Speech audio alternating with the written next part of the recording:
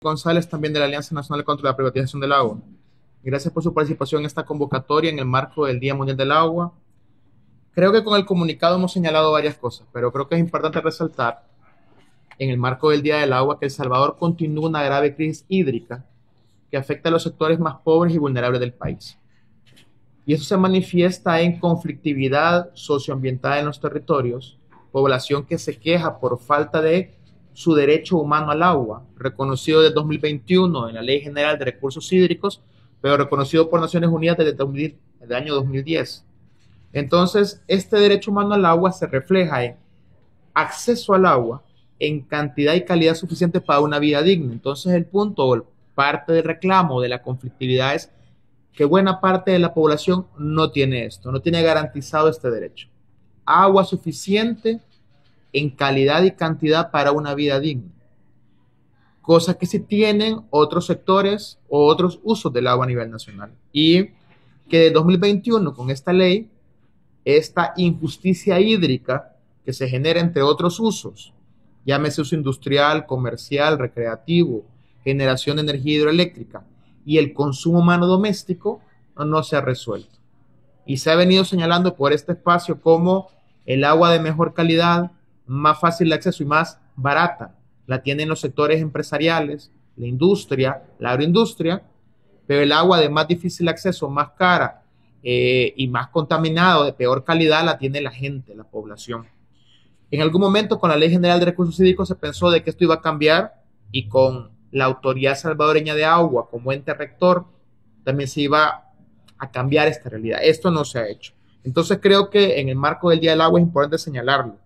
como este derecho humano al agua, esta cantidad de agua, 100 litros diarios o 15 metros cúbicos por una familia de 5 personas, no es garantizada. Sin embargo, hay sectores que sí reciben esta cantidad de agua y la derrochan. Principalmente el sector agroindustrial, ni siquiera para producción de alimentos, sino que principalmente el sector azucarero. A esa realidad de crisis que se exacerba por el cambio climático, que a veces genera concentración de lluvia en poco tiempo, genera sequías, le sumamos la permisibilidad de industrias que también vienen a dañar estos bienes ambientales. Y como lo ha señalado muy bien Verónica, el tema de la minería metálica. Se aprueba una ley general de minería en un país que estamos señalando que tiene poco acceso al agua para la población y el agua ya muy contaminada. Entonces permitir una industria que ocuparía grandes cantidades de agua y que contaminaría el agua que ya tenemos con metales pesados, con químicos que afectarían a los ecosistemas y a la población. En ese sentido, hemos visto cómo en el actuar de las autoridades vinculadas al agua, siguen esta lógica de reservar información y de querer solventar la crisis del agua de la gente con proyectos que no tienen, digamos, no tenemos el acceso a la información para saber si va a haber un impacto o no. Por ejemplo, el querer potabilizar el agua del lago de Ilopango, que se ha señalado y hay estudios del Ministerio de Medio Ambiente que esa agua no es apta para consumo humano por la presencia de arsénico. Ahora, ¿se puede potabilizar esta agua? Sí, pero no tenemos información de qué métodos van a utilizar, si los métodos que van a utilizar pues alcanzan para satisfacer toda la población que han anunciado que les van a brindar agua del agua del lago. Entonces, con eso también se violenta un elemento del derecho al agua, que es el acceso a la información vinculada a la fuente, a la calidad, etcétera. Y en ese sentido, lo que planteamos en el marco del Día del Agua es justicia hídrica, la necesidad de que se garantice el derecho humano al agua, de que el agua se priorice para bien público, para el consumo humano doméstico, que haya participación ciudadana, que haya un cobro justo en el tema del agua y que no sean los sectores más pobres los que más pagan agua y los sectores con más acceso a recursos los que menos pagan. Y en ese sentido,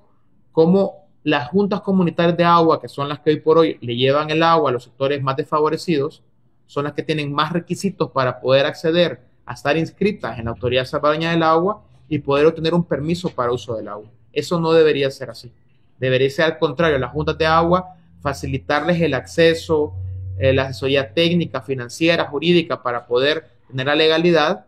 y no ser los más desfavorecidos. Por último, con esto de la minería, señalar de que una amenaza real al derecho humano al agua y a los bienes hídricos en general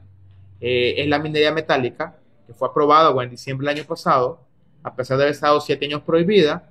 Y que también en eso, desde esta alianza, invitamos a la población a manifestarse en contra de la minería por el impacto al derecho humano al agua, y en ese sentido anunciar de que diversos espacios, articulaciones, organizaciones de diversos tipos, ambientales, de mujeres, juventudes, de derechos humanos, vamos a presentar una demanda de inconstitucionalidad a la Ley General de Minería este próximo lunes 24 de marzo en la Corte Suprema de Justicia, en una actividad que sale de el Parque Ocatlán a las 9 de la mañana y llega a la Corte para presentar esta demanda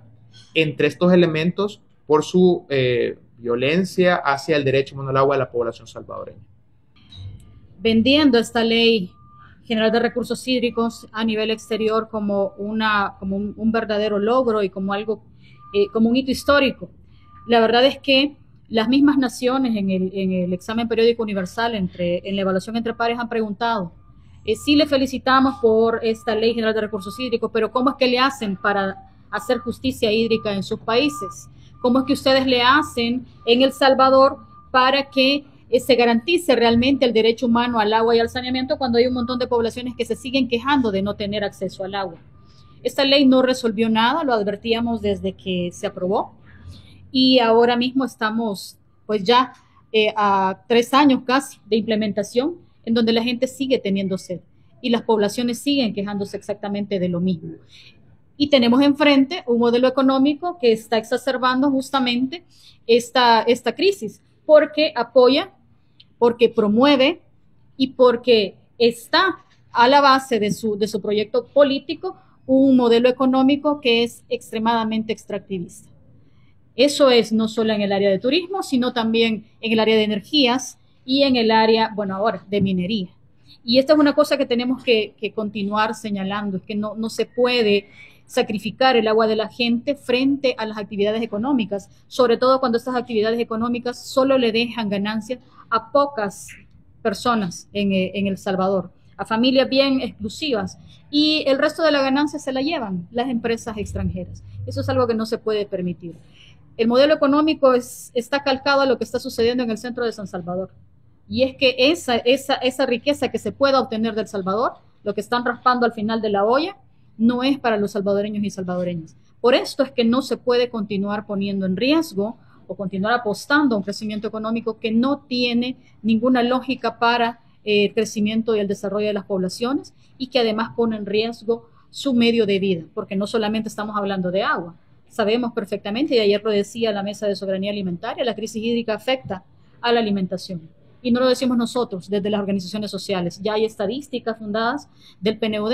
y de Naciones Unidas en otras oficinas. Así que lo que queremos es continuar denunciando esto y decir también que las juntas de agua han sido grandemente afectadas y que no hay manera, que no hay mecanismos todavía habilitados desde la ASA para poder regularizarse. Decir que no hay atención hacia las juntas de agua en territorio, que los funcionarios son pocos y que no dan el alcance necesario y no tienen las respuestas necesarias para la gente, y que muchas de estas personas sí quieren hacer los trámites de regularizarse, pero se les vuelve cuesta arriba cuando todos los procesos están centralizados en San Salvador y cuando cada uno de esos procesos tiene un costo adicional